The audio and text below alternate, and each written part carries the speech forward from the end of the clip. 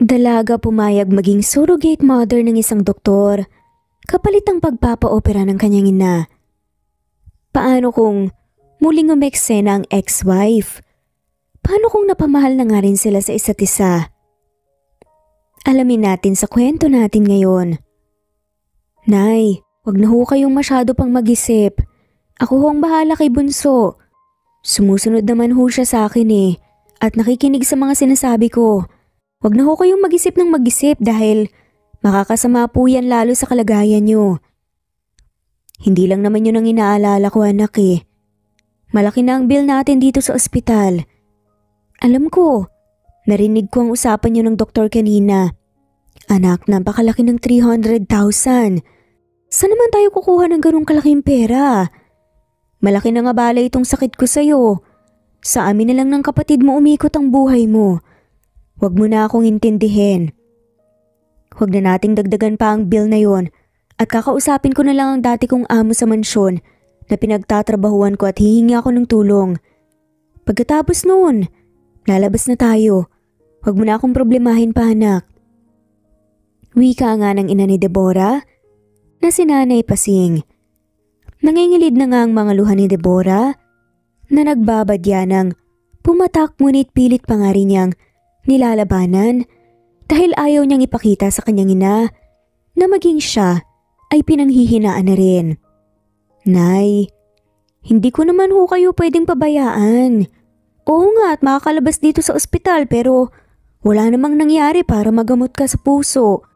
Wala rin yung paghihirap natin, Nay. Hindi ko ho kayo po problemahin kasi hindi naman kayo problema sa akin. Nanay ko ho kayo, kaya responsibilidad ko po kayo. Ipapagamot natin ang puso niyo, Nay. At hindi tayo aalis dito hanggat hindi ka nila nagagamot. Nay, magtiwala lang tayo sa Panginoon. Mayawa ho ang Diyos. Gagaling rin ho kayo at mababayaran din natin ang mga medical expenses niyo. Dahil mababaw ang luha ni Aling Pasing, tuluyan ng tumulo ang kanyang mga luha. Napakapit nga siya sa kamay ng kanyang anak na nakapatong sa may gilid ng kanyang kama at hindi na nga nagsalita pa. Sa pagkakataong yun ay mas pinili ni Deborah na mas maging matatag at matapang at pigilan din ang kanyang emosyon dahil ayaw na nga niyang maisip pa ng kanyang ina na nahihirapan na nga rin talaga siya. May sakit nga sa puso si Aling Pasing na dahil sa napabayaan at hindi nakakainom ng gamot ay lalong lumala. Nangangatulong naman siya habang si Deborah naman nasa edad 28 na at nagtatrabaho sa may itlugan sa may palengke. Wala na ang kanyang ama, 5 taon na ngang nakalipas dahil sa sakit naman sa atay. Kaya naman tanging si Deborah na nga lamang ang natitirang pag-asa sa ngayon ng kanyang pamilya. Dahil ang bunso niyang kapatid ay nasa grade 1 pa lamang. Laban lang, Deborah. Hindi ka pwedeng sumuko. Hindi ka pwedeng umiyak. Kaya mo yan. Matapang ka naman, di ba? Kaya mo yan. Wala kang inuurungan. Pagkausap pa nga niya sa kanyang sarili, sabay buntong hininga. Kasalukuyan siyang nasa harapan nga ng hapag, habang nililigpit naman ang pinagkainan ng kanyang bunsong kapatid na si Debbie. Natapos na rin niyang tulungan ito sa kanyang assignment, kaya naman napatulog na nga niya ito ng maaga. Kapag bumibisita si Deborah sa kanyang ina, sa ospital at sumasideline para makaipon ng pera, ang pinsan niya ang kinakausap nga ni Debbie. Kapag kakatiwala naman ito at sa katunayan, ito ang pinakamalapit sa kanya sa lahat ng kanyang mga pinsan. Kinabukasan papunta na sana si Deborah sa pagtatrabahuan nga niya na ukay-ukay shop nang biglang makatanggap siya ng tawag. Ano? Sige po, papunta na ako. Dali-daling nagpunta nga si Deborah sa ospital kung nasaan ang kanyang ina matapos makatanggap ng tawag mula sa information mula sa ospital na yon. Halos liparin na nga ni Deborah ang kanyang tinatakbuhan patungo sa sasakyan. Sa halip na mag-jeep upang makatipid ay tricycle na nga lamang siya sumakay para mas mabilis kahit pasakto na nga lamang yung budget sa pamasahe. Mababa ka sa mukha ni Deborah ang labis na pag-aalala At paulit-ulit na nga rin siyang nagdarasal sa kanyang isip na sana ay ayos lamang ang kanyang ina at huwag magkaaberya. Ilang minuto matapos ang biyahe, nakarating na nga rin sa wakas si Deborah sa ospital. Ni hindi na nga niya tinitignan ang makakasalubong niya sa pagpasok ng ospital dahil sa tuliro nga siya at lutang na ang isipan. Ang tanging laman na nga lamang noon ng kanyang isip ay sana'y maabutan pa niyang buhay ang kanyang ina. Miss Deborah, mabuti naman po at nandito na kayo. Ang nanay niyo po, halos mamilipit na po sa sakit ng kanyang dibdib at nahihirapan pong huminga. Mabuti na lamang po at dumating si Doc Calvin na isang cardiologist na galing pa Maynila. Hindi na niya kayo nahintay pa at dinala na nga lamang sa OR ang nanay niyo. Puno ng pag-aalala na sambit naman ng babaeng nurse kay Deborah. Kanina pa po ba? Magiging maayos naman po ang lagyan ng nanay ko, di ba? Nako, si Doc lang po ang makakasagot niyan O yan na pala si Doc. Doc, siya na po yung anak ng pasyente. Tugon nga ng nurse. Mabilis na humarap si Deborah sa tinuturan nga ng nurse na nasa likuran niya. Pagkakita niya sa doktor ay mabilis na nagtamang kanilang mga mata na pawang may mga gustong ipahiwatig. Ang mga tingin ni Deborah ay mga tingin na nagnanais na makahingi ng tulong at simpatya, habang ang mga tingin naman ni Doc Calvin ay mga tinging tila ba ngayon lamang napako ng gano'n ang kanyang mga mata sa isang dalaga. 40 anyos na nga si Doc Calvin at isa siyang cardiologist. Kahit na medyo may edad na, hindi yun mahahalata base sa kanyang panlabas na postura. Napakalinis nitong tignan, maganda ang pangangatawan, maputi at mala Turkish look ang itsura nito. Mukha siyang may lahi pero purong Pinoy talaga siya. Sandali silang natigilan at nang bumalik na nga sila sa ulirat, lumapit kaagad si Deborah kay Doc Calvin. Doc, kayo po ba si Doc Calvin, tama? Kumusta na po ang lagi ng nanay ko? Ayos na po ba siya? Nasasaktan pa rin po ba siya? Pwede ko ba siyang makita para palakasin po ang loob? Doc, ang nanay ko po ano na hong lagay niya? Sabay tulungan ng mga luha ni Deborah. Akala niya hindi nalalabas ang mga luhang yun na matagal na nga niyang pinipigilan. Ngunit ngayon, maaaring sa huling atake ng kanyang ina, hindi na nga niya may tatago pa ang kanyang emosyon. Kulang na nga lamang ay hawiin nga niyang doktor na nasa kanyang harapan upang takbuhin ng OR pero hindi niya gagawin dahil gusto na nga muna niyang marinig ang sasabihin ng doktor sa kanya. Miss, huminahon ka. Sa ngayon, ay napakalma na namin ng nanay mo. Ipinasok ko na siya sa OR dahil kailangan na niyang maoperahan sa puso. Dapat nga matagal na ito Bakit pinatagal niya pa? Tanong nga ng doktor. Doc, bilang isang anak hindi ko gusto na pabayaan ang kalagayan ng nanay ko. Pero sa isang hamak na mahirap na katulad namin, na katulad kong hindi man lamang nakagraduate ng high school, mailap po sa amin ang desisyon katulad ng sinasabi niyo Gustuhin ko man po, noon pa na ipa-opera si nanay pero ni pangsaing nga po wala kami. Umabot na po ng 300,000 ang bill namin dito at hindi pa rin namin mabayad-bayaran yun. Doc, halos nilapitan ko na ho lahat. Mapagobyerno o mga pribadong sektor para humingi ng tulong pero hindi pa rin naman po sapat. Nangihina na ho ako, Doc. Hindi ko na ho alam ang gagawin ko. Doon ay tuluyan na ngang tumulang mga luha ni Deborah na matagal na nga niyang kinimkim. Saka humagulgol ng malakas. Nakaramdam naman ng awa si Doc Calvin kaya hindi niya matitigan ng diretsyo ang ngayon ay umiiyak na dalaga. Napabuntong hininga si Doc Calvin saka nagsalita. Huwag ka nang umiyak, miss. Sumunod ka na sa akin. Seryoso niyang sabi saka nauna na nga siyang maglakad patungo sa kanyang opisina. Wala nang tanong-tanong pa na sumunod nga si Deborah dahil nakakaramdam siya na tutulungan nga siya nito.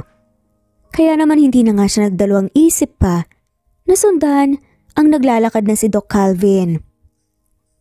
Nang makarating sila sa opisina, kaagad na upo si Doc Alvin sa kanyang swivel chair. Saka tumingin kay Deborah at sinenyasan nga na umupo rin ito sa bakanting upuan sa harap niya. Doc, Bakit niyo ako sinama dito? Because you need help, tama? Opo. Bago magsalita si Doc Calvin, ay bumuntong hininga na nga muna ito. Actually, napadaan lang talaga ako kanina sa may floor kung nasaan ang room niyo upang imit ang kaibigan kong doktor. Nang sakto namang, ng mga oras na yun, ay inaatake ang nanay mo kaya dinala kagad namin sa OR because she already needs that surgery. Pinakalma na lang muna namin siya dahil kailangan na muna naming makausap ka at mapapirma ang waiver. Nasa magkano po kaya magagastos, Doc, para sa operasyon? Maaring abutin siya ng 1.2 million, miss. Nagulantang ang mundo ni Deborah. Sa halagang sinabi ni Doc Calvin, na hindi nga nila mabayad-bayaran ng 300,000 o utang sa ospital. Yan pa kayang umabot ng 1 milyon? Tila ba natigil ang mundo ni Deborah? At hindi na nga alam kung ano ba ang gagawin at kanino palalapit. Hindi siya makapagdesisyon pero gustong-gusto na nga niya talagang maipa-opera ang kanyang ina sa lalong madaling panahon. Hanggang sa muli nga siyang napatingin kay Doc Calvin nang may sabihin ito. Kung ang iniisip mo ay ang magagastos mo pues, maaari kitang tulungan sa bagay na yan. Dahil sa taglay na kagandahan nga ni Deborah, nakakaiba talaga sa ibang mga kababaihan ay napakarami talagang nahuhumaling dito.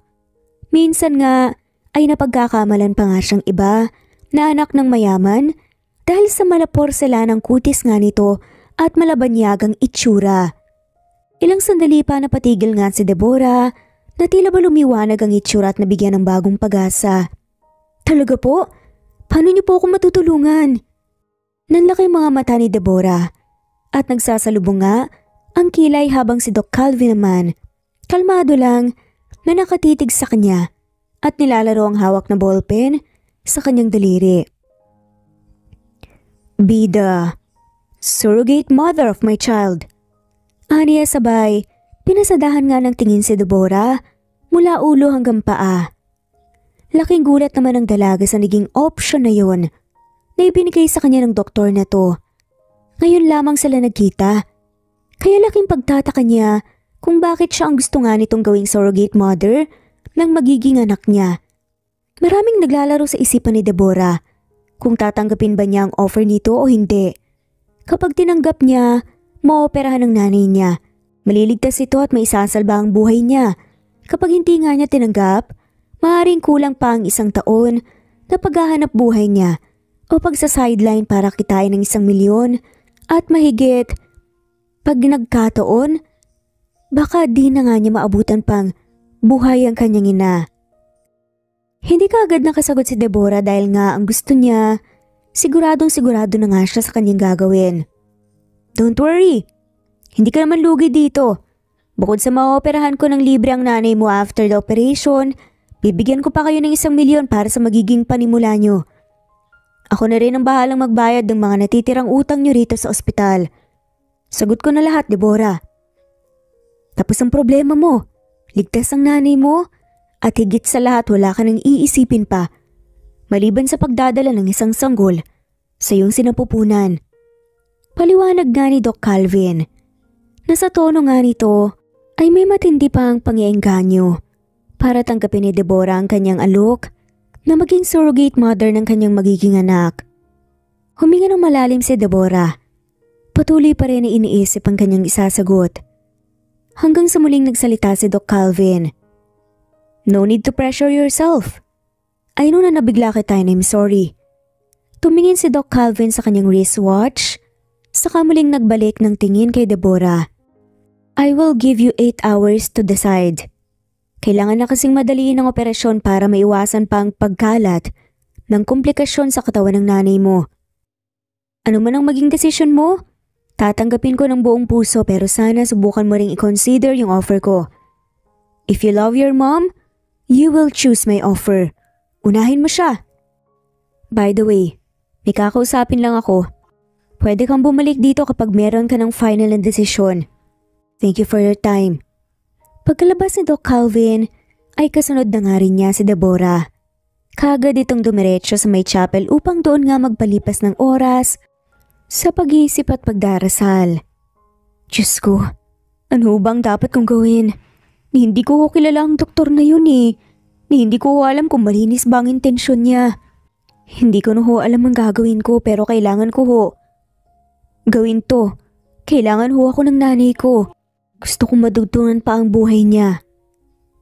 Sa kalagitnaan nga ng pagdarasal ni Deborah, ay umagaw nga sa atensyon niya ang ilang nurse na naglalabas-masok nga sa may OR na tila ba lahat nga sila ay nagpapanik.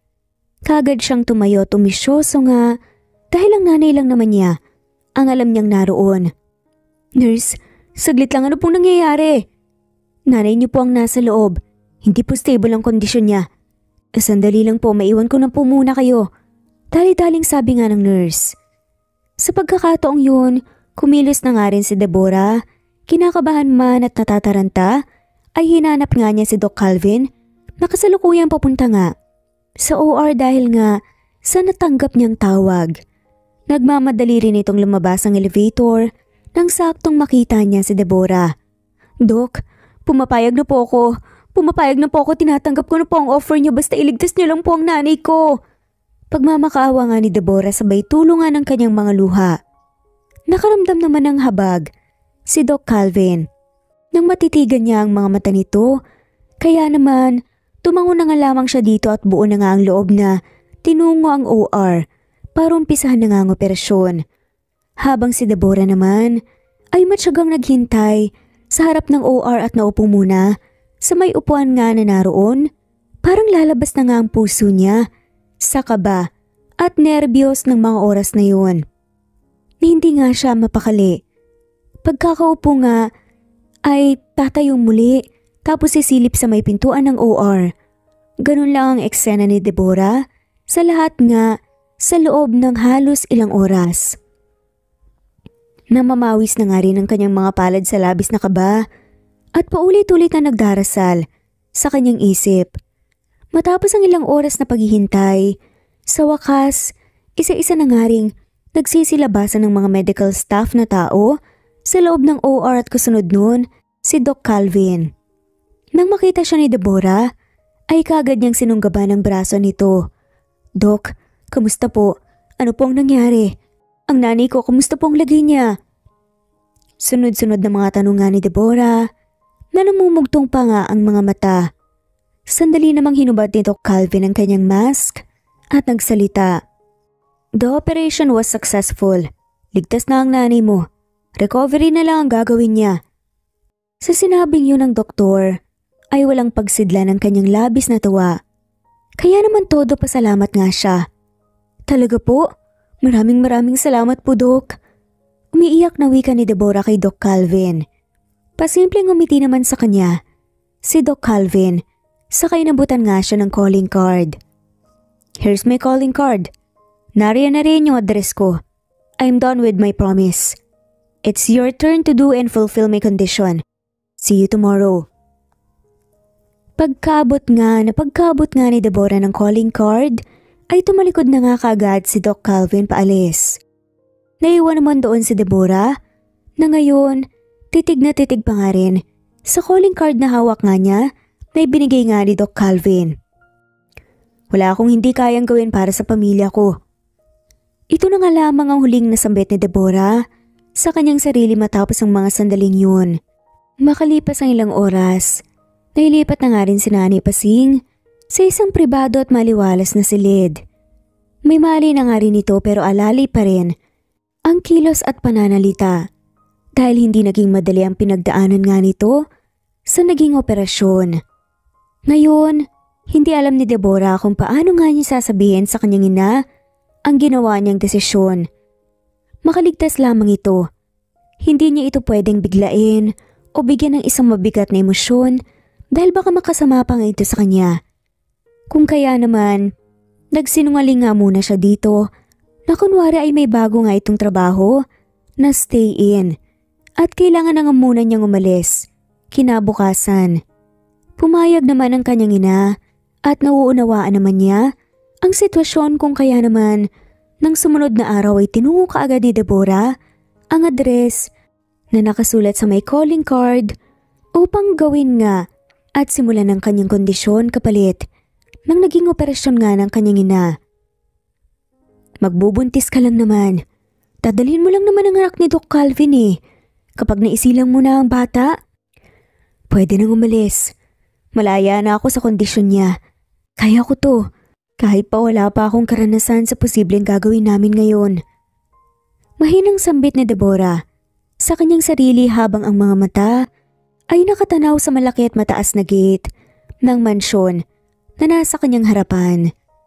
Nang makapasok nga si Deborah, may isang babae na kaagad ang sumalubong sa kanya at yun ang sekretarya ni Doc Calvin. Good morning po, Miss Deborah. Sumunod po kayo sa akin. Nakangiting bati nga ng sekretarya. Ikinagulat naman ni Deborah na kilala na nga kaagad siya ng sekretarya. Dahil kahapon pa man inagsagawa na nga si Doc Calvin ng background check kay Deborah bago pa man sila magkita ngayon. Sa kabilang banda naman ay ngumiti lang naman ng tipid si Deborah sa kasumunod na nga lamang sa sekretarya. Sa labas pa lamang ng bahay ay may parabang nalulula na nga siya sa sobrang lawak at ganda. Sa mga teleserye lang niya ito nakikita kaya hindi nga niya maitago ang kanyang pagkamangha. Sa mga oras na yun, sa isang iglap ay makakatungtong na nga siya sa ganong klase ng mansyon. Nang makapasok sila sa loob ng bahay, bumungad kaagad kay Deborah ang mga katulong na nakasuot ng itim at puting uniforme. Bumati ang mga ito sa kanya nang nakangiti sabay balik nga muli sa kanilang mga ginagawa. Napapaisip siya na siguro'y malaki ang sweldo ng mga tauhan dito na daig pa ang nagtatrabaho sa isang opisina kung nasa mababang posisyon pa lamang ito. Ilang sandali pa, hindi naman namamalaya ni Deborah na tinatawag na pala siya ng sekretarya dahil ang atensyon niya ay nasa buong bahay at mga bahaging nalalampasan nga nila. Miss Deborah, halina po kayo. Mauna na po kayong pumasok sa elevator. Wika nga ng sekretarya. Nanlaki naman ang mga mata ni Deborah dahil buong akala niya sa mga ospital o mall lang mayroong elevator. Meron din pala sa mga ganitong mansyon. Sige po. Nang makapasok siya sa loob ng elevator, muli siyang lumingon sa ibaba at doon nga, kitang-kita niya ang mga katulong na naiwan nila sa may sala. Maya-maya pa huminto na nga ang elevator at muling bumukas. Si Deborah na nga ang unang humakbang palabas at lalong lumuwa ang mga mata niya sa kanyang nakikita. Napapalibutan ng mga salamin, na bintana ang buong lugar at halos buong sala na nga. Kitang-kita ang magandang tanawin sa labas at sa isip niya ito na nga marahil ang pinakadulo ng mansyon na yun. Nang ilinga nga niyang kanyang mata, sa bandang kanan ay doon nga niya nakitang isang silid na may itim na pintuan. Ito na marahil ang opisina ni Doc Calvin. Doon nga sa loob, hinihintay siya. Mas dumoble nga ang kaba na kanyang nararamdaman dahil parang papalapit na rin siya sa isang sandali na maaaring ikabago ng buong buhay niya. Miss Deborah, tayo na po sa loob. Hinihintay na po kayo ni Doc Calvin. Mahinahon nga siyang niyaya ng sekretarya. Sige po. Nang makarating na nga sila sa may silid na may itim na pintuan, binuksan na nga kaagad yun. Saka gumilid nga at binigyan ng daan si Deborah papasok ng kwarto. Mauna na po kayong pumasok, Miss Deborah. Sabi naman sa kanya ng sekretarya. Sinunod naman kaagad yun ni Deborah. Naabot-abot pa nga rin ng kaba sa kanyang puso. Muli niyang iginala ang kanyang mga mata sa buong paligid at kumpara sa labas mas madilim nga at simple lang ang disenyo ng kwarto na to. Madilim ang tema na masarap din naman sa mata dahil kombinasyon ng pintura ng itim at gray, samahan pa nga ng mga wall painting na kung iisipin ng iba ay parang inasal lang sa pagpinta dahil nga sa paalon-alon lang at pabilog ang nakapinta doon. Doc Calvin, nandito na po si Miss Deborah. Magalang na wika naman ng sekretarya sa doktor niyang amo. Salamat Yvonne, makakalabas ka na. Mahina at mahinahong utos pa nga ni Doc Calvin sa kanyang sekretarya. Sumunod naman kaagad ang sekretarya Kaya naman naiwan na nga lamang doon si Deborah sa loob kasama si Doc. Nakatayo lang si Deborah sa harap ng isang office table, nagawa sa babasagin at kulay itim habang nakatitig sa nakatalikod na si Doc. Nakasalukuyan namang nakaupo sa kanyang swivel chair. Maya-maya pa ay marahan na nga ring humarap si Doc Calvin at ngayon ay magkapanalubong nga ang tingin nila ni Deborah. Hindi naman nalaman ni Deborah ang kanyang mararamdaman o gagawin. Ibang-iba kasi ang itsura ngayon ng doktor na nasa harapan niya kumpara sa doktor na nakasuot lang ng doctor's coat, nakausap lamang niya kahapon. Kung kahapon ay nakasuot ito ng eyeglasses at tila ba hindi makapasag binggan, ang pagkaamo ng mukha ngayon naman para bang isa nga itong leader ng mafia sa suot nga na itim na long sleeves na nakabukas pa nga ang bandang dibdib at gulo-gulo nga ang maitim at malambot na buhok. Mas naaninag nga ang kulay ng mata nito na may pagka-hazel eyes at may malalantik nga ng mga pilik mata. Doon niya napagtanto ang dahilan nga pala ng kanyang pagkatulala at pagkahinto sandali ay dahil sa mga matang yun na animoy dinadala nga siya sa ibang dimensyon. Sa kabilang banda, napalunok naman ang laway si Deborah. Hello po, Doc Calvin.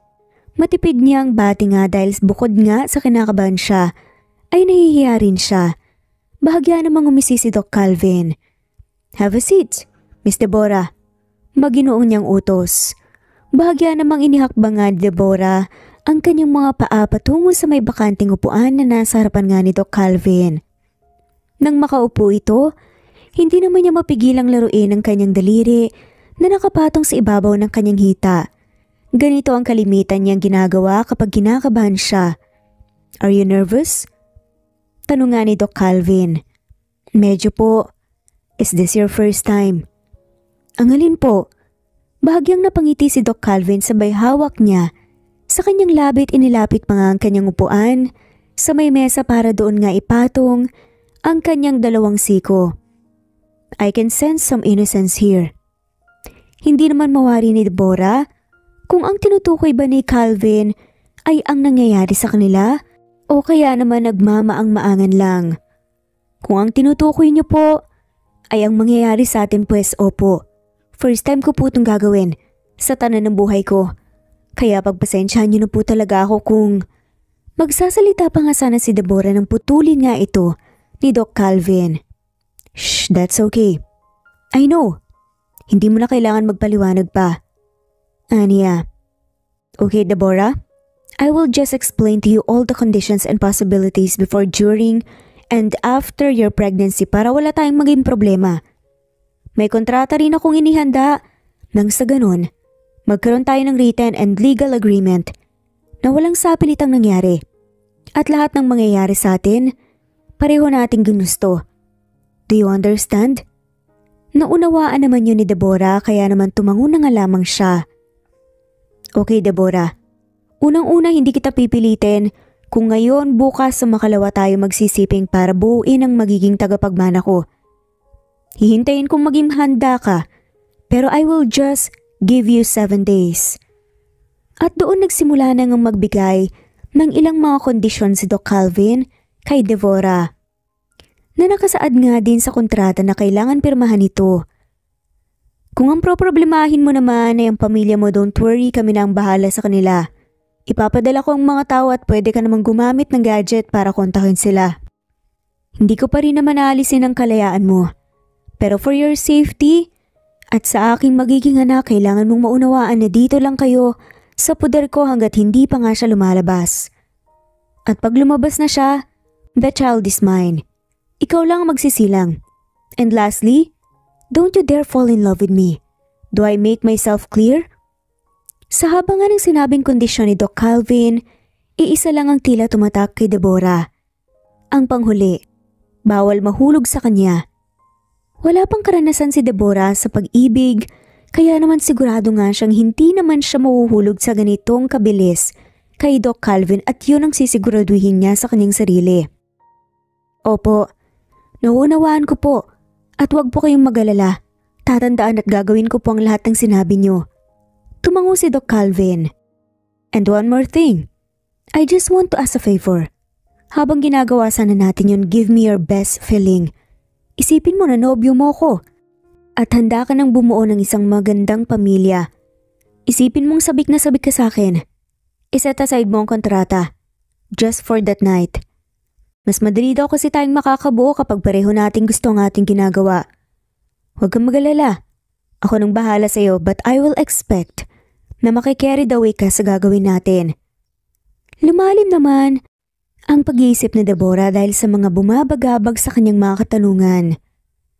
Kaya naman hindi na nga rin niya napigilan ang kanyang sarili na magtanong kay Doc Calvin. Doc, itatanong ko lang po sana kung bakit. Ngunit hindi pa man niya na itutuloy ang kanyang sasabihin nang dugtungan nga ito ni Doc Calvin. In addition sa mga rules, keep quiet and no questions. Huwag ka na lang mag-usisa, okay? Tumangot-tango na nga lamang si Deborah. Sige po, pasensya na. Matapos ang pag-uusap na yon at matapos pirmahan nga ni Deborah ang kontrata, muling pinasamahan na nga ni Doc Alvin si Deborah sa kanyang sekretarya sa magiging kwarto nito. Miss Deborah, ito na po ang magiging silid nyo. Tuloy po kayo. Wika nga ni Yvonne sa kanya, ang sekretarya. Salamat. Anya habang ang mukha ay manghang-mangha sa laki at lawak ng kwarto na yun at tila ba kasya pang 3 hanggang 4 na pamilya. Ako lang ba ang mag-isang titigil dito? As in, sa akin lang buong kwarto na to? Opo ma'am, bakit po nalilitan po ba kayo? Hindi pa man natatapos nga ang sasabihin ni Yvonne, ay sinagundahan na nga kaagad ni Deborah. Ha? Hoy, hindi ano ba? Sobrang laki na nga to eh. Kahit magpagulong-gulong pa nga ako rito, ayos lang. Ayos na po ako dito, sobrang laki na po nito para sa akin. Sad na nga ni Deborah. Napangiti naman ng sekretarya. Ganun po ba? Ayos naman po itong labas. Ituturo at isasama ko na rin po kayo sa isang silid. Naguluhan naman si Deborah sa sinabi ni Yvonne na may isa pa raw silid sa loob ng silid na yon. Para maliwanagan ay sumama na nga lamang siya rito na patungo sa kabilang pader. Pader? Gulat at puno ng pagtataka nga na sambit ni Deborah. Napangiti si Yvonne. Yes po. Hindi niyo po kaagad mahahalata ang palatandaan nito kung saan kapag tinulak niyo po itong may guhit na puti, bumungad sa inyo ang inyong sariling walk-in closet. Dito po tayo sa loob. Tila nga walang katapusan ang pagkamangha ni Deborah sa mga natutunghayan nga niya ngayon. Na ang malaking kwarto na yon ay may isa pa palang kwarto sa likod ng malaking pader. Halos hindi nga niya kayang magsalita lalo nang makapasok nga siya sa loob at bumungad sa kanyang matataas na eskaparate na may iba't ibang branded at mamahaling sandals at sapatos na nakadisplay nga at pawang mga hindi pa nga nagagamit. Maging ang mga damit na nakatupi sa may malaking drawer at nakahanger at nagpadagdag pa nga din sa pagkamangha niya sa buong lugar, lalo pa at may mga manikin nga doon sa loob. Para bang nasa isang mamahaling butik siya sa mga oras na yon at naluluha na nga lamang siya. Pero madami nga siyang nakikitang magagandang bagay na never pa nga niyang nakita ng ganitong malapitan. May iba't ibang make-ups din at talaga namang siya ang mananawa kung alin ba doon ang gagamitin niya. May kailangan pa po ba kayo, Miss Deborah? Dahil kung wala na po, maiiwan ko na po kayo dito para makapagpahinga na rin po kayo. Muling tanong ng sekretarya. May dapat pa ba akong kailanganin? Parang halos lahat ng gugustuhin at papangarapin ng isang babae nandito na. Namamangha pa rin nga niyang sabi. Opo ma'am, tsaka mabait din po yan si Doc Calvin. Tahimik lang talaga at madalas seryoso. Dahil na rin po siguro sa stress ng trabaho niya bilang doktor. Sagot nga ni Yvonne. Sandali namang natigilan si Deborah sa kanyang mga imahinasyon at mabilis na tumuon nga ang atensyon kay Yvonne. Miss Yvonne, matanong ko lang po. Kasi bawal sabi niya magtanong sa kanya eh. Kaya sa'yo na lang ako magtatanong. Ilang taon na ba si Doc Calvin? Si Doc po, 40 na po siya. Tugon nga ni Yvonne. 40? Grabe, hindi halata ah. Hindi ko maintindihan. Umabot na nga siya ng ganung edad eh. Bakit di man lang siya nag-asawa o nagsimula ng sarili niyang pamilya? At mas gusto pa niyang mag-hire ng surrogate mother ng kanyang tagapagmana? Naku, Miss Deborah, pagdating po sa bagay na yan, kung tikom po ang bibig ni Doc Calvin ukol dyan, wala rin po ako sa posisyon na sagutin yung tanong niyo. Pasensya na po ha. Ani naman niya. Ang loyal mo naman. O siya, sige. Hindi na kita pipilitin, pasensya ka na. Wala nga naman po. Kung wala na po kayong kailangan sa akin, lalabas na po muna ako para sikasuhin na po yung mga iba pang pinag-uutos ni Doc. Wala naman akong kailangan na. Okay na ako dito, Miss Yvonne. Maaari mo na akong iwan, salamat. Nang makalabas ang sekretarya, naisipan naman ni Deborah na mag-shower na nga muna sa kamamili nga ng kanyang susuotin sa kanyang malaking walk-in closet. Gusto niyang ma-excite sa mga nangyayari, ngunit napapawi lahat ng yun sa tuwing naiisip nga niya na one of these days ay mabubuntis nga siya. Kinakabahan pa rin siya sa mga sandaling yun. Ngunit, gaya nga ng sinabi ni Doc Calvin sa kanya, para hindi na sila makadalawang ulit pa, gagalingan na niya kaagad sa una pa lang para may mabuo na. At iyon ang itinanim niya sa isip niya. Makalipas ang buong magdamag, kinaumagahan, sa lawak ng buong mansion, hindi tuloy mahanap ni Deborah si Doc Calvin dahil sasabihin niya sana na handa na siya ngayong gabi na may mangyari sa kanila. Ipagtatanong pa sana niya ito sa mga katulong, ngunit sa paglalakad niya malapit na patungong veranda ay doon niya nakita si Doc Calvin. Sa tabi ng veranda ay ang sariling gym ni Dr. Calvin. Palibhasa ay salamin ng buong gym na yon, kaya kitang-kita ni Deborah ang pawisan at hinihingal na maskuladong doktor na yon na kasalukuyang nagpupush up. Kung yelo lang siguro si Doc Calvin, malamang ay tunaw na ito sa mga malalagkit na titig ni Deborah. Para bang nagmamasid siya sa isang magandang tanawin na masarap puntahan. Ilang sandali pa, nang matapos na si Doc Calvin sa pagpupush up, tumihaya muna siya upang huminga ng malalim sa katumayo. Kinuha ang puting tuwalya na nasa ibabaw ng silya, saka inabot ang isang plastic bottle ng tubig at nilagok yon. Habang nilalagok niya yon, ay nakatingin siya kay Deborah. Para bang sinasadya pa niya yon dahil mas binagalan pa niya lalo ang pag-inom para mas malinaw na makita ni Deborah ang nang-aakit nitong Adam's apple. Nang makainom, pinunasan pa niya ng kanyang hinlalaki ang tumulong tubig sa kanyang bibig, saka ngumisi kay Deborah. Napabalikwas naman si Deborah nang mapagtantong nakatitig na siya kay Doc Calvin, kaya mabilis itong napatalikod agad. Miss Deborah, mukhang namumula ang tenga mo ah. May kailangan ka ba? Maganda ba ang view? Tila ba may sa engkanto nga ang doktor na ito dahil nga sa ilang segundo lamang naroon na nga siya kagad sa likod ni Deborah? O baka naman dahil nga malalim ang imahinasyon at pagde-daydream nga nito, di na nga niya na malaya na malapit na pala sa kanya ang lalaki. Nahihiya namang humarap si Deborah. Ano po kasi? May sasabihin sana ako. Kumunot noo nga si Doc Calvin. Ano yun? Doc Calvin, handa na po ko. Mamayang gabi, gawin na po natin yung baby para matapos na din po kaagad. Nahihiyang sambit na nga lamang ni Deborah. Napangisi naman si Doc Calvin. Are you sure? Oo naman po, para rin po matapos na at mas mapabilis na po yung pagbubuntis ko. Okay, if you say so. Mamayang gabi sa kwarto ko may papadala akong damit kay Yvonne. Para sa'yo.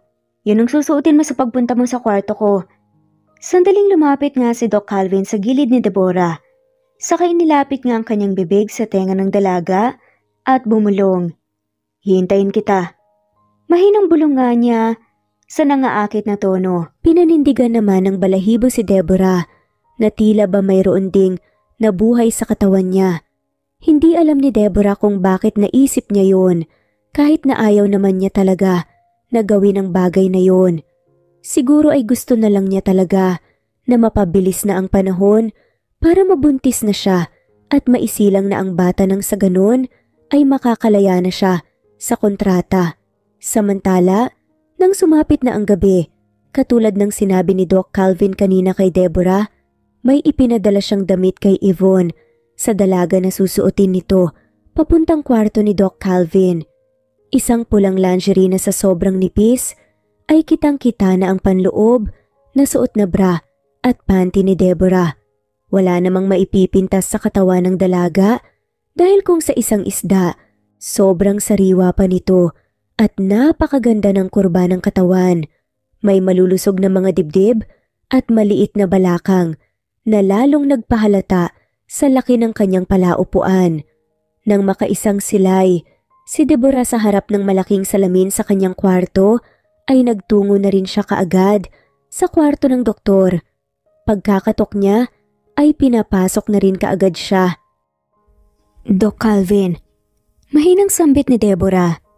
Nakahiga na nga rin sa may kama si Doc Calvin na half-naked na rin. Tila ba handang-handa na nga rin sa mangyayari sa kanila na sa mga oras na yun. Come here. Pagkasabi nga nun ni Doc Calvin, sa husky na boses, lumapit naman kaagad si Deborah. Makapal nga ang make-up niya ngayon. Tila ba ibang Deborah ang nasa harap ni Doc Calvin. Malayo nga sa mahinihin at mahihahing Deborah. Ngunit sa kabilang banda, gustong-gusto nga ito ng doktor dahil mas nagiinit nga ang katawan niya sa postura. Nang malapit na nga si Deborah sa kama, ay mabilis na nga lamang siyang hinatak ni Doc Calvin at pinaupo sa kanyang puson. Damang-dama ni Deborah ang matigas na bagay na yun na parang ngayon ay galit na. Hindi niya sigurado kung kakayanin niya, pero kakayanin niya dahil kailangan. Kahit kasi balat lamang niya ang tumama nga sa matigas na bagay na yun ay para bang alam na nga niya kung ano ang sukat noon. Are you ready? Tanong nga ni Doc Calvin na parang nangaakit. Opo. Inosenteng sagot naman ni Deborah. No, you are not ready. Napakunot noo nga ang babae. Ha? Sabi nang handa na ako eh. Then say it to my face. Paano po? Ganto po ba? Inilapit nga ni Deborah ang kanyang muka sa mukha ni Doc Calvin na may isang dangkal. No, mas malapit pa. Sa pagkakataong yun, lalo nang bumilis ang tibok ng puso ni Deborah. Kailangan nga niya yung sundin.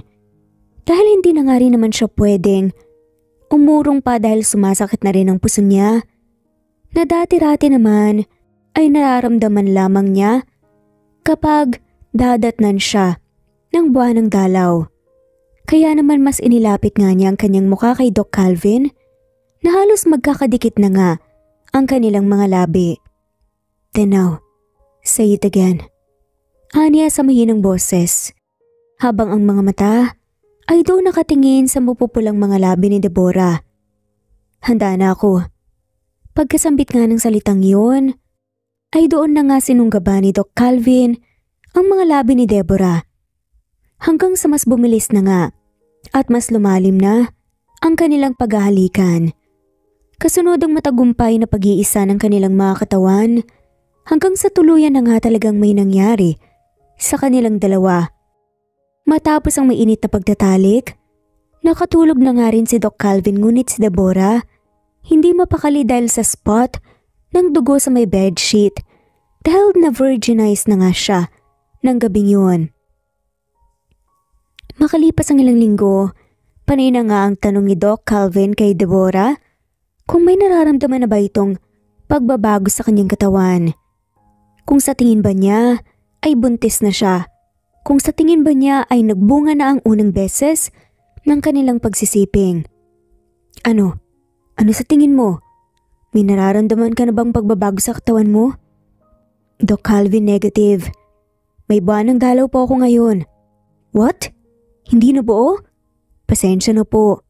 Malungkot na sagot ni Deborah. Hindi rin niya alam kung bakit hindi nabuo ang bata sa una nilang pagtatalik kahit na paulit-ulit niyang naramdaman ang pagputok ng likido ng lalaki sa kanyang loob. Buong akala niya ay magiging successful ang unang pagtatalik, ngunit hindi pa pala.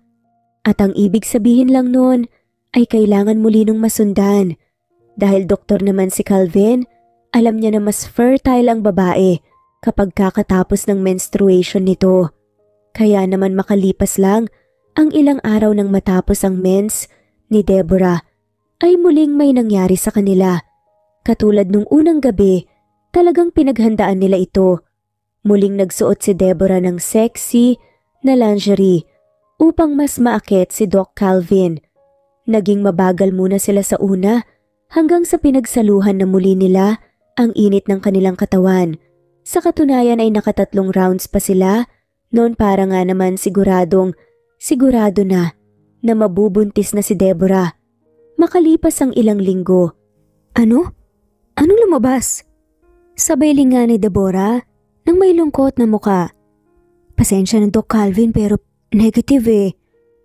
Paano nangyari yun? Ilang beses nang may nangyayari sa atin pero wala pa ring nabubuo? Ulitin mo yan. Marami pang extra na pregnancy test dito. Ulitin mo baka sakaling magbabago ang result. Doc Calvin, nakadalawampung test na po ako mula kaninang umaga. At sa totoo lang, wala na akong may ihi pa eh. Negative nga kasi sir ang result. Bakit pa hindi niyo na lang tanggapin? Pwede namang ulit-ulitin eh. Ano bang problema? Ano pa bang mali sa akin? Hindi ko na alam. Naupo na nga lamang si Doc Calvin sa may sofa sa loob nga ng silid na yon. Nakaramdam naman ng habag si Deborah. Sa nakakaawang doktor, kaya naman nilakasan na nga niyang kanyang loob. Nalapitan ito at tabihan sa upuan. Sir, huwag kang mawala ng pag-asa. Napailing nga si Calvin. 2 years ago, iniwan ako ng asawa ko. Alam mo kung bakit? Kasi hindi kami magkaanak. Doktor ako at alam kong wala akong problema, gustong gusto ko ng magkaanak. Alam kong magaling akong doktor kaya hindi ako nagpapa-second opinion. Dahil hindi ako mabigyan ng anak ng asawa ko, naging mas malapit naman kami sa pagsubok. At madalas nang nag-aaway. Dumating sa puntong napagsalitaan ko na siya ng masama dahil sigurado akong siya ang may problema kung bakit hindi kami magkaanak. Kaya naghiwalay kami. Kung itatanong mo kung bakit hindi na lang ako nagampon o sumailalim sa siyensya na nauuso ngayon, ayoko. Gusto ko gawin ito ng natural. Kaya nag-hire ako ng surrogate mother. At ikaw yun. I want to prove na hindi ako ang problema. But it seems like mukhang ako nga. Tumawa ng mapait si Doc Calvin. He looks so wasted and stressed. Hanap ako ng hanap ng katanungan ko. Kung ano ba ang problema? Ako pala talaga ang problema. After all these years, ako pala ang problema. How pathetic am I? I gave up on my marriage nang dahil lang sa kagaguhan ko. And you, pati ikaw nadami pa sa pagiging miserable ng buhay ko. I'm sorry. Nang marinig nga ni Deborah, ang lahat ng kasagutang nais niyang marinig noon pa man, na pinipigilan siya ni Doc Calvin na itanong, nakaramdam siya ng matinding awa dito. Nakikita nga niya na gusto na nga niya talagang magkaanak. At sigurado nga siyang magiging mabuting ama ito sa kanyang magiging supling. Doc Calvin, huwag niyo pong sisihin ang sarili niyo. Alam ko pong ginagawa niyo po yung best niyo. At saka, huwag po kayong mag-alala. Palang araw po, mangyayari din yung kagustuhan niyo. Kung nagdaan naman po kayo sa mga test at napatunayan na wala naman talaga kayong problema, baka po, hindi pa lang talaga laan para sa inyo ang magkaanak. At yung nangyari naman po sa inyo, wala naman pong pinahihintulutan ang Diyos kung walang dahilan. Maaring may dahilan po ang lahat. Maaring tama ka. Sa ngayon, magpahinga ka na lang muna. Magpahinga na muna tayo sa ginagawa natin. Lalong hindi tayo makakabuo kapag may stress sa katawan. Nang sabihin niyon ni Doc Calvin, ay minabuti na muna niyang iwan ito sa kanyang kwarto. Nitong mga nakaraang linggo, walang ibang inatupag si Deborah kundi ang isipin kung paano sila makakabuo ni Doc Calvin, kung paano niya ito mabibigyan ng anak. Nakalimutan na rin nila ang buhay. Sa labas ng kagustuhang iyon kaya naman naisipan ni Deborah na ipaghanda ang doktor ng paborito niyang lutuin sa probinsya ng Saganon kahit na papaano ay matanggal ang stress nito. Ayaw na muna rin niyang ipilit ang isang bagay na hindi pa namang ukol ibigay. Sa isip niya, baka kailangan muna nilang makilala ang isa't isa. Dala ng stress at disappointments, nagpa siya si Doc Calvin na huwag munang pumunta sa ospital upang magtrabaho. Habang patungo siya sa may fish pond niya sa loob ng mansion, may naamoy siyang kung ano na agad na ikinaliyok ng kanyang tiyan. Palibhas ay bilyonaryo, ay ngayon lang siya nakaamoy ng ganung amoy sa loob ng mansion niya. Pero sigurado siyang kung pagkain man yon, ay sure siyang masarap iyon. Manang, what is that smell? Malakas na sambit nga ni Doc Calvin. At patungo ito ngayon sa kusina kung saan nagmumula ang amoy. Nakasuot lamang ito ng puting t-shirt at loose na pajama. Tapos magulo pa nga ang buhok. Malayong malayo sa itsura bilang doktor. Sa halip na si Manang, ang madatna niya sa kusina si Deborah pa lang naabutan niya doon at kasalukuyang isinasalin nga ang niluto niyang pinindot sa lagayan. Hey, anong ginagawa mo? Bored ka na ba kaya naisipan mo magluto? Napaharap naman kagad si Deborah. Ay, Doc Calvin, kayo po pala yan. Hindi naman po ako bored. Naisipan ko lang po talaga kayong ipagluto na itong merienda. Kung tawagin namin ay pinindot. What? Pinindot? Bahagyang napangisi nga si Doc Calvin. Hey Deborah, I know that you already miss me in bed but… Doc, iba naman po yata yung pinindot ang iniisip niyo eh.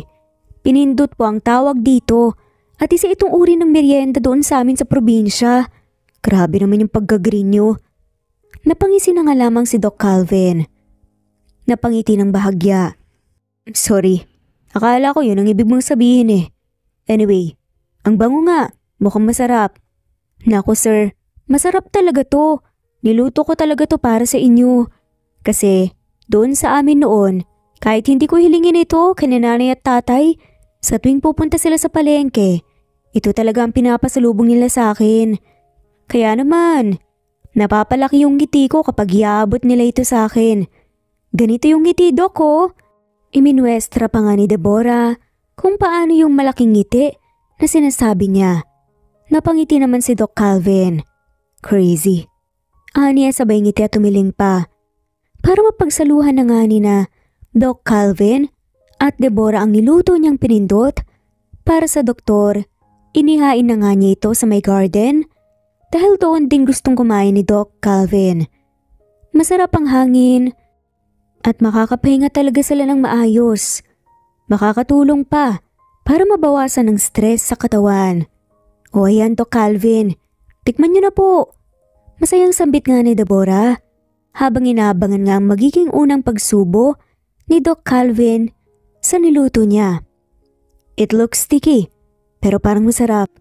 Oo naman no, lalo na't akong nagluto. Sige na, tikman mo na. Excited na sad pa ni Deborah. Okay na, taste test na. Maya-maya pa unti-unti na ngang isinubo nga ni Doc Calvin ang kutsara na naglalaman ng pinindot na niluto ni Deborah. Pagkasubo niya ng pinindot, hindi niya akalain na ganito pala talaga ito kasarap. Kaya kagad niyang napuri si Deborah. Anong masasabi mo sa lasa? Grabe, ang sarap ng pinindot mo, Deborah. Napangiti naman si Deborah na para bang may kakaibang meaning din ang sinabi niyang yun. Namula ang kanyang pisngat na paiwas ng tingin. Bakit? May nasabi ba akong masama? Taas kilay na tanong pa ni Doc Calvin. Lalo namang nangamatis nga ang mukha ni Deborah. Wala naman. Sige na, kumain ka na. Matapos ang awkward nga na tagpong yun, nagpatuloy na nga lamang sa pagkain si Doc Calvin. Para naman may ibang usapan, ay si Doc Calvin na nga muli ang nag-open ng topic. Deborah, maraming salamat. Napakunot na ang babae. Para po saan? Kung dahil po sa pinin, hindi lang doon. Thank you sa pagpayag na maging surrogate mother ng magiging anak ko. Wala rin naman po akong choice eh, di ba sir? Kailangan kong tanggapin para sa nanay ko. I know. Kaya ngayon binabawi ko na ang kontrata. Kalimutan mo ng mga kondisyon. Kalimutan mo na ang utang na loob at anumang sa tingin mo. Nagawa na itulong ko. Medyo nawalan na rin ako ng pag-asa eh. Okay na ako. Pero sir, nagtatakang saad nga ni Deborah. That's okay. Magiging okay din ako, wag mo na akong alalahanin pa and you can go on with your life. Tila hindi naman nagustuhan ni Deborah ang sinabing yun ni Doc Calvin dahil naging seryoso ang mukha nito. May ilang buwan na nga rin silang magkasama sa isang bahay at sa bawat araw na yun ay ngayon pa lamang niya nakita at nakilala ang soft side nito. Alam niyang barya lamang sa doktor ang mga itinulong at binigay nito sa kanya para may salba ang buhay ng nanay niya. Kaya naman hindi siya makakapayag na ganun-ganun na nga lamang yun. Naiiwan niya sa ere si Doc Calvin matapos niyang makuha ang lahat. Hindi sir, hindi ko babawiin ang kontrata. Alam kong ginagawa ko at may palabra de honor ako, no? May isa akong salita. Kahit papilitin niyo ako na umalis na ngayon, kalimutan na ang lahat. Maging yung naging pabor ay pagtulong na ginawa niyo sa nanay ko. Hindi rin ako makakampante. Ang usapan ay tutulungan niyo ako at tutulungan ko rin kayo. Hindi rin po mapapalagay ang loob ko kapag ganun. Kaya sir, hayaan natin na gawin yung huling paraan na naiisip ko para makabuo tayo. Napaangat ng tingin nga sa kanya si Doc Calvin. What do you mean? Doc, kilalanin natin isa't isa. Gawin lang nating magaan ang pagsasama natin na para bang tunay na mag-asawa. Huwag po kayong mag-alala. Hindi ako may in love sa inyo. Katulad ng nakasaad sa kondisyon nyo. Baka lang po sakali na may magbago dahil baka nape-pressure lang po tayo sa kontrata. Sandaling natahimik nga si Doc Calvin. Napatitig siya kay Deborah. Inisip niya ang sinabi nito at napagtanto niya na baka nga tama ito. Baka nga kailangan muna nilang kilalanin ang isa't isa. Baka iyon lang talaga ang kulang. Kaya naman, makalipas ang ilang linggo, umakto lang sila ng normal hanggang sa hindi na nila namamalayan na talagang unti-unti na rin silang napapalapit sa isa't isa. Minsan ay napapatitig na nga lang si Doc Calvin kay Deborah nang nakangiti dahil di niya akalain. Nalalambot ang puso niya na babaeng ito na dati-rati ay isang surrogate woman lang ang tingin niya dito. Ngunit sa paglipas ng mga araw, bigla na lamang itong nagbago. Mas lumalim na ang tingin at pagrespeto niya kay Deborah. Hindi na rin muna nila pinipilit ang isa't isa na magtalik at ang gusto nila ay kusa na iyong hanapin ng mga katawan nila. Hanggang sa isang araw, kinailangan ni Doc Calvin na pumunta ng ospital dahil sa isang emergency meeting. Hindi pwedeng hindi siya pupunta doon dahil isa siya sa mga head doctor kaya naman nagpaalam na muna siya sandali kay Deborah. Promise, mabilis lang ako doon. Just wait for me, okay? Napanguso naman si Deborah. Anong oras ka makakauwi? Gagabihin ka ba? Basta sabay tayong mag-dinner ha? Di napigilan ni Doc Calvin na mapangiti. Dahil nagmisto lang isang asawa nga si Deborah na nagpapaamo sa kanya. And he finds it very cute. Oo naman, sabay tayong kakain mamaya. Hintayin mo ko. Napangiti naman doon si Deborah. Okay sige, asahan ko yan ha. Mag-ingat ka. Okay. Pero sa halip na tumalikod nga si Doc Calvin, nanatili pa nga rin itong nakatayo sa harap ni Deborah na nakatitig dito. Oh, bakit hindi ka pa umalis? Sige na, baka mahuli ka pa sa meeting eh. I think you forgot something. Gulat naman ang itsura ni Deborah sa pagtataka. Forgot? Ano naman yun? Puno ng pagtataka nga, natanong nga niya sa doktor. Ilang sandali pa'y sinimulan na nga niyang ihakbang ang kanyang mga paa papalapit kay Deborah. At doon walang ano-ano nga niyang hinalikan nito sa labi. Ikinagulat naman yun ni Deborah na ikinalaki naman ng mga mata niya. Halos manigas na nga siya sa kanyang kinatatayuan habang hindi pa rin makapaniwala sa inakto ni Doc Calvin. Nag-kiss naman silang dalawa noon at torrid pa nga pero yung halik ngayon na iginawad sa kanya ay kakaiba. May ibang sensasyon na idinulot nga nito sa kanyang katawan. Kaiba nga, kesa noon. Mas may emosyon na hindi nga niya maipaliwanag. Hey, sabi ko alis na ako. Talalang pagkakatulala, hindi na nga namalaya ni Deborah na kanina pa palang nagsasalita si Doc Calvin. Sige na makakaalis ka na. Nootal nga niyang sabi na ikinangisin na nga lamang ni Doc Calvin. You look so tense. Hindi ka pa ba sanay? Napalunok naman ng laway si Deborah. Hindi naman sa ganun pero kasi hindi na naipagpatuloy nang idampi ni Doc Calvin ang hintuturo nga niya sa labi ng dilag. Deborah, we're husband and wife, remember? Tuso nga nitong tanong. Doon nga naisip ni Deborah na ito nga palang napag-usapan nila para mas makilala pa nila ang isa't isa at mas mapalalim pa ang kanilang samahang dalawa. Pero hindi niya inaasahan na ganito pala ang epekto nito sa kanya. Parang totoo na. Parang wala na nga yung kondisyon. Parang wala na yung pagkukunwari. Oo nga pala. Sige, huwag kang mag-alala. Masasanay din ako. Sige na umalis ka na, baka ikaw pa tong mahuli sa meeting niyo eh. Okay, hintayin mo ako Bye. Pagpapakilig pa nga ni Doc Calvin. Nang tuluyan na nga makaalis si Doc Calvin, hindi na nga rin niya napigilan ng sarili. Nakiligin at mapatili. Miss Deborah, may problema po ba? Tanong pa nga ng isang matandang katulong nang marinig nga niyang tumili si Deborah. Tila napahiya naman ang dalaga dahil sa inasta niya, kaya napatakip nga siya ng bibig. Wala po manang. Napahikab lang po ako. Humikab lang po ako, tama. Sige po, maiwan ko na po kayo taas lang po ako.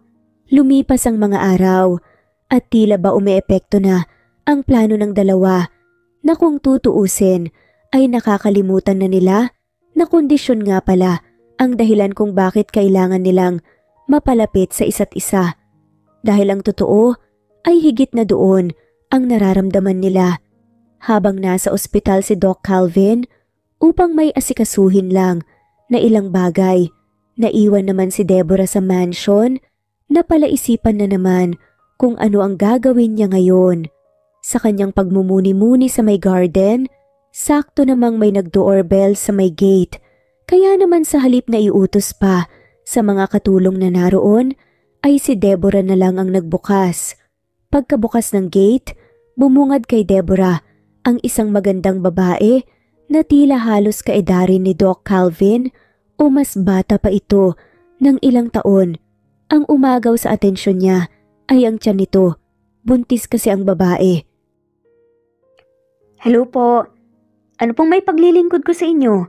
Sino pong hanap nila? Magalang na tanong nga ni Deborah. Mahinahon nga ito. Sa nagngangalang Kelly. Siya ang ex-wife ni Doc Calvin. Hi, can I speak to Doc Calvin? By the way, I'm Kelly. His ex-wife. Nakangiting wika pa nga ng babae. Bumilis naman ang tibok ng puso ni Deborah. Ngayon na nakikita na nga niyang ex-wife at dating minahal ni Doc Calvin, ay parang bigla na nga lamang siyang nilamon ng kahirapan. Napakaganda kasi ng babaeng ito at napaka-pinong kumilos. Maging ang ngiti nito, nakakaakit talaga. Hindi naman alam ni Deborah ang gagawin at dahil isa rin naman siyang nakikitira lamang sa bahay na yun, wala rin naman siyang karapatan na hindi patuloyin doon ang babae lalo pa at ito naman talaga ang dating nakatira doon. Wala po kasi rito si Doc Calvin pero sa tingin ko pabalik na yon. Kung gusto niyo po, pumasok muna kayo sa loob at doon na po kayo maghintay. Nakangiti nga niyaya pa nga ni Deborah. Tinugunan naman ito ni Kelly ng ngiti at tumango. Nang makarating nga sila sa sala, pinaupo muna nga siya ni Deborah at nagparamdam ng merienda. Hindi pa nga rin mapakali ang mga mata na napapatitig dito. So you are? Bungad na tanong nga ni Kelly kay Deborah. Deborah po. Anyway, ano ka rito? I mean, sorry sana hindi ko ma-offend. Are you one of his maids? Naputol ang pagsasalita ni Kelly. Nang sa wakas ay dumating na nga rin si Doc Calvin. Kelly. Sabay namang napatingin sina Deborah at Kelly sa pinanggalingan ng boses. Calvin! Kamusta ka na? Tumayo nga si Kelly upang harapin ang dating asawa ng may ngiti. Seryoso lang naman ang mukha ni Doc Calvin habang si Deborah naman tila lulubog na nga sa kinuupuan niya. Kaya naman ang mapansin siya ni Doc Calvin, minabuti na nga lamang niyang paakyatin sa kanyang kwarto si Deborah para makatakas sa awkwardness na yun. Akyat ka muna sa kwarto, honey. May pag-uusapan lang kami ng ex-wife ko ng mabilis. Wait for me, okay? Mahinahon namang wika ni Calvin kay Deborah. Kahit nabigla ang dalaga sa pagkakatawag nito sa kanya na honey, ay sinunod na lang din niya ito. Ngayon, maraming pumapasok sa isip ni Deborah na baka nakikipagbalikan na si Kelly kay Doc Calvin kasi buntis na siya, na baka magkakaayos na sila at hindi na siya kakailanganin pa ni Doc Calvin. Gulong-gulong ngayon si Deborah sa kwarto at di mapakali. Sa kabilang banda, sabay naman na naupo ang dalawa sa may sofa. Bakit ka andito? Napatingin din siya sa tiyan ni Kelly. Napahawak naman si Kelly sa kanyang tiyan sabay ngiti. Yes, Calvin. I'm pregnant.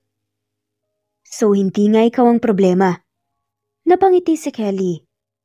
Dahil wala namang problema, Calvin. At ito ng dahilan kung bakit nandito ako ngayon. Ngayon nga'y magkakaroon na ng kasagutan sa nakaraan ni Calvin sa mga sinabi ni Kelly. Ngayon, malalaman na niya ang katotohanan na nababalot sa dati nilang pagsasama ni Kelly.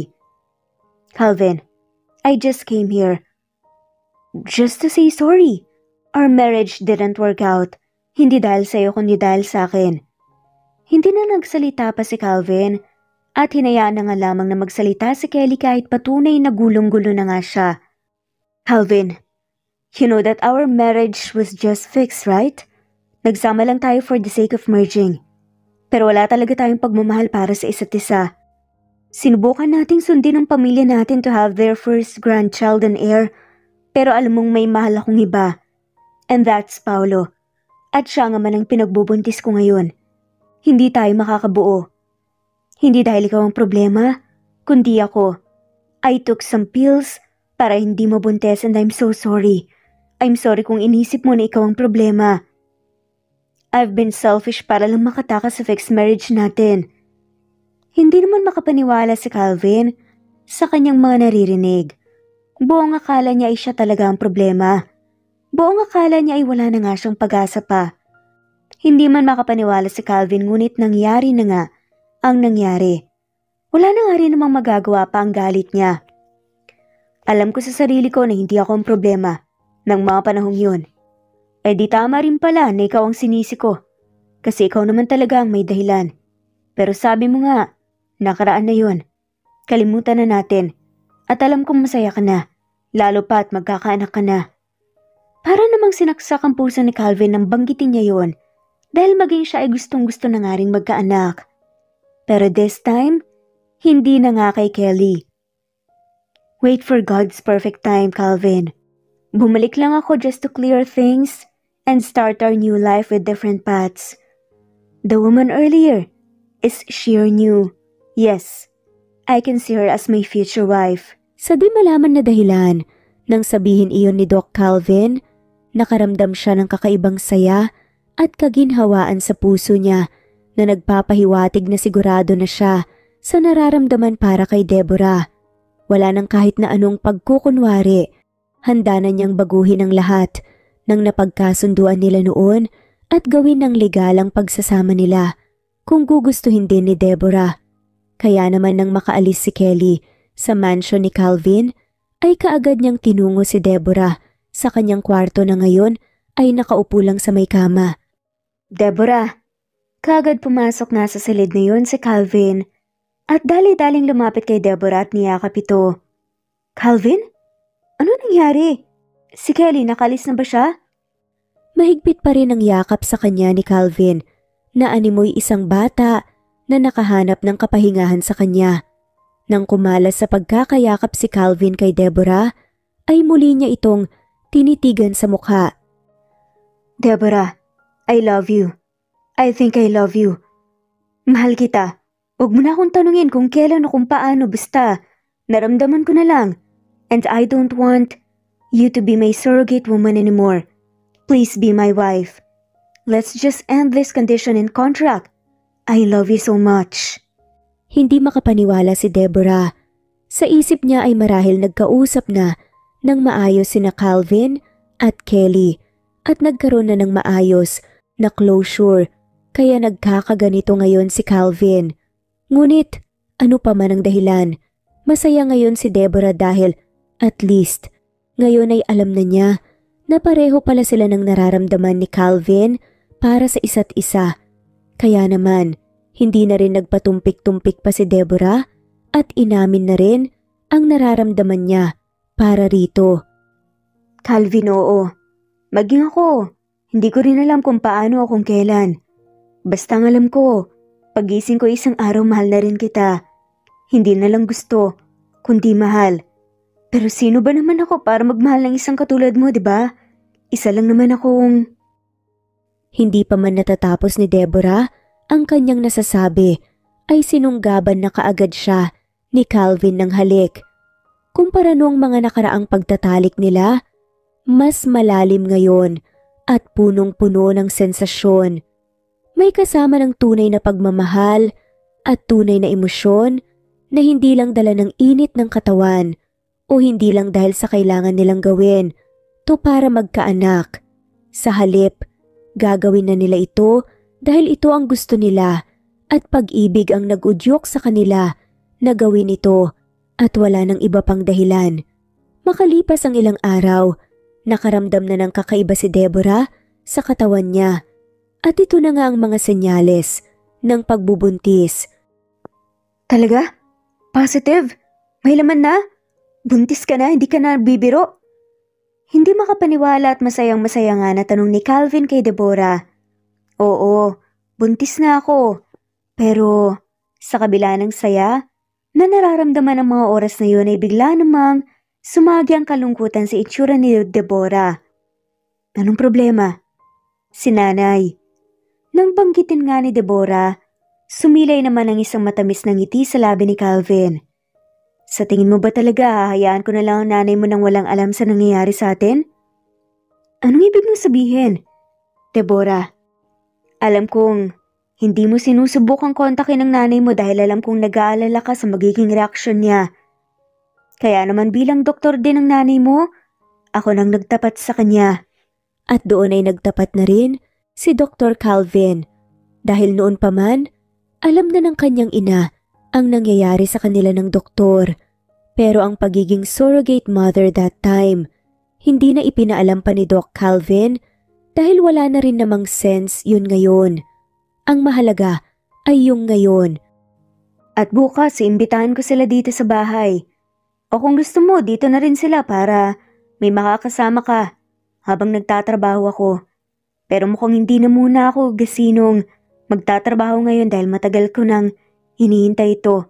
Gusto kong maging hands-on sa pag-aalaga sa'yo. Sad nga ni Calvin. Tila nabunutan ng tinik sa dibdib si Deborah nang ipagtapat yun sa kanya ni Calvin na hindi na pala niya kailangan pang alalahanin ang kanyang ina dahil si Calvin na ang nakipag-usap dito. Tutal siya naman ang nakakaalam ng tamang pag-handle ng ganong sitwasyon pagdating sa pakikipag-usap sa may kondisyon katulad ng sa kanyang ina. Makalipas lang ng ilang buwan ay mas naging masaya ang pagsasama ng dalawa at di pa man lumalaki ang tiyan ni Deborah ay pinakasalan na siya sa simbahan ni Calvin at ngayon ay totoo nang nagsasama bilang mag-asawa na masayang naghihintay sa pagdating ng kanilang munting anghel na papangalanan nilang Catalina. Sabi nga nila, kapag hindi pa para sa'yo ang isang bagay, hindi mo pa matatanggap yon. Kapag puro at mabuti ang intensyon mo sa isang bagay, saka palang ipagkakatiwala sa'yo ng Panginoon ang isang bagay. Sa kwento ni na Calvin at Deborah, nang dahil sa pagtatyaga nila at paghihintay, sa wakas ay nakuha na rin nila ang isang biyaya na matagal na nilang pinagdarasal pagkat may mga bagay na hindi nakukuha sa pagmamadali. Kinakailangan din itong lapatan ng tiyaga, dasal at syempre ng pag-ibig. At dito na nga po nagtatapos ang kwentong pagmamahalan nina Deborah at Doc Calvin. Maraming salamat po sa lahat mawalang sawang sumusubaybay at shoutout po sa mga sumusunod. Dan de los Santos, Alia Mirandilla, Rosita Cabagte, Ara Colaste, Cresolita Castelon, Ami Regalado, Anita Hernando, Violita, Emily Borac, Camindanao, Tita Pableo, From Postigo, JM, Yonila Perea, Daisy Blasa, Regina Federico, Elsa Enerio, Avita Buen Suceso, Annie Hoson, Presbyteros Rose, Veronica Briseño, Mira's Channel, Mary Jane Aliwanag, My Vlog TV, Wilma Dargantes, Maria Alma Parcon, Epifania Deo, Elmer Galarosa, Josefina Mangahas, Angeline Serrano Latawan, Rosemary Vasquez, Agne Mawak, Maggie Alcantara, Jelly Tampos, Rama Butch, Prescavilla Havana, Epifania De Ocares, Emily Kinlog, Wilma Dargantes, Liliano Bebe, Fritzy Kagiat, Eileen, Annalie Flor, Ana Flor Psycho, Jude Love, Frailin Tugade, Epifania Deo, Emma Ruth Peniro, Lorena Edea, Natalie De Guzman, Rosita Nicolas, Julie Ladiana, Jeyo Cadtec, Beth Sardina, Shirley Alberto, Emma Ruth Peniro, Mercy Villantes, Hartley, Jocelyn Tansing, Nat Green Fox, Belen, Franca, Dolores, Leticia Kaabay, Evangeline Zamora, Geraldine, Francis Pilapil, Daisy Blasa, Mercy Villantes, Mary Rose, Linda, Marine Gramos, Merlilin, Linley, Miriam Gertags, All About My Dogs, Marisa de los Reyes, Lina Almazan, Bella, of Zambales, Eduardo Policarpio of Toronto, Canada, Eduardo, Lini of Macau, Princess Sita Manzon, Trixie Yen, Liliano Bebe, Hailey Balajay, Vida Dichosa, Diti Bulatete, Rosana Romero, Presbyteros Rose, Nitz Nebria, Janet Lardizabal, Elena Abagon, Annalie Flor, Nitz Nebria, Rama Butch, Evangeline Zamora, Erico Misol, Charlene, Cantina, Romano Gorospe, Kinshano Ebas, Jovi Aure, Esteban Andrade, Elvi Candontol, Alexa Ani Gomez, Ellen Fortuno, Nena Ano, Angelina Ducusin, Remedios Solmantil, Luciado Dolores, Annie Bucao, of Isabela, Eli Bitasolo, of Milan Italy, Jessica Vargas, Anisera Andrino, Evelyn, of Neva Ecija,